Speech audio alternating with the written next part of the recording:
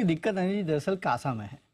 और कासा अगर आप देखेंगे ईयर ऑन ईयर कोई दिक्कत नहीं है, लेकिन क्वार्टर कासा में गिरावट थोड़ी बहुत है कुछ बैंक्स में। और कासा रेशियो जो है वो जितने बैंक्स आए हैं उनका गिर के आया है, ये एक दिक्कत की बात है। अब तक जितने banks, small finance banks, NBFCs, इनके अपडेट्स आए वो मैं आपको बताता हूँ। बैंक्स की सबसे पहले देखेंगे तो ग्रॉस एडवांसेस में साल दर साल 15 से 16% के आसपास की बढ़ोतरी हुई है।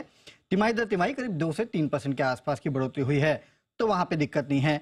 डिपॉजिट्स अगर आप देखेंगे तो साल दर साल 14 से 15%, ये मैं एवरेज बता रहा हूं आपको, और ये एक्सक्लूडिंग एचडीएफसी बैंक है, क्योंकि साल दर साल वहां ग्रोथ काफी ज्यादा है, क्योंकि वो जो एचडीएफसी का मर्जर हुआ उसके चलते। तिमाही दर तिमाही 1 से 2% के आसपास की बढ़ोतरी जो है वो डिपॉजिट्स में हुई है।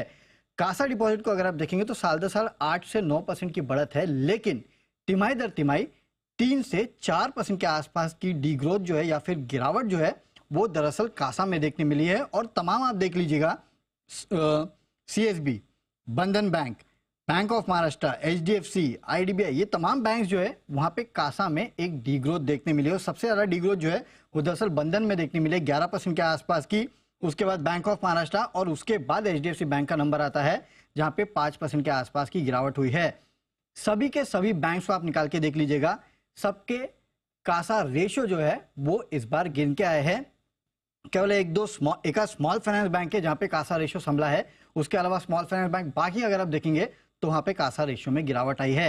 एचडीएफसी बैंक ग्रॉस एडवांसेस 52% बढ़े हैं, हालांकि यहाँ पे एचडीएफसी का जो मर्जर है उसका बड़ा इंपैक्ट है। और कासा डिपॉजिट जिसकी सबसे ज्यादा चर्चा हो रही है 6% बढ़ के आया है साल दर साल, लेकिन क्वार्टर 5% के आसपास की गिरावट है।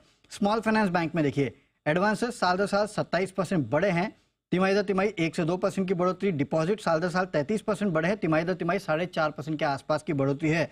तो जो स्मॉल फाइनेंस बैंक है वहां पे डिपॉजिट ग्रोथ और साथ ही साथ एडवांसेस ग्रोथ दोनों क्वार्टर और तिमाही दर तिमाही जो है वो अच्छी रही है। हालांकि यहाँ पे भी कासा रेशियो गिर के आया है।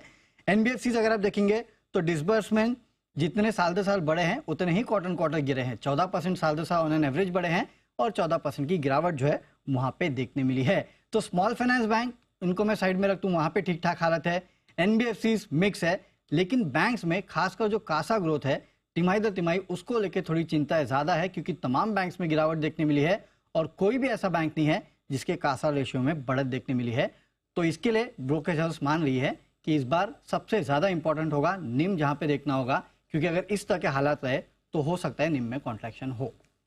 कितना 10 से 15 बेसिस पॉइंट? उससे ज्यादा नहीं होगा, 15 होना नहीं चाहिए उससे ज्यादा आइडिया, क्योंकि इसके पहले भी अनिल जी हमने देखा है काफी सारे बैंक्स के कासा रेशियो में गिरावट आई है पिछले क्वार्टर्स में भी, लेकिन निम सम्मिलित है।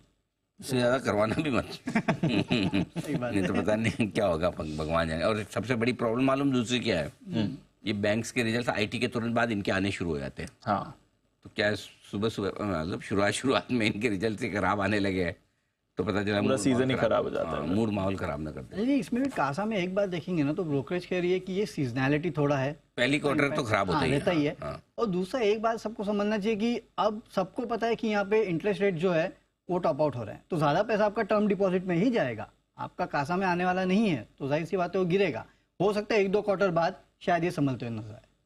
हाँ, लेकिन 1-2 क्वार्टर के बाद तो खैर संभल भी जाएंगे, ये बात तो सही है, वैसे भी संभल जाएंगे, अदरवाइज भी 2 क्वार्टर की बात है। अब 2 क्वार्टर में वही वाली बात है कि कितनी अंडर परफॉर्मेंस आती है। क्या है, मार्केट में एक्शन इतना है ना कि आपके पास पैसा लिमिटेड है, तो आप कहाँ रहेंगे, वो वाली बात है। फॉर एग्जांपल बैंक निफ्टी का मुकाबला करने के लायक सेक्टर जो 2-3 है निफ्टी में, एक आपका आईटी हो गया, एक एफएमसीजी हो गया, फार्मा उतना बड़ा नहीं है, तो या फिर आपके ऑयल एंड गैस वाले और पीएसयू वाले stock, power PSU, power oil and gas, वो मिला के हो गए 3 सेक्टर हैं आपके पास जो मुकाबला कर रहे।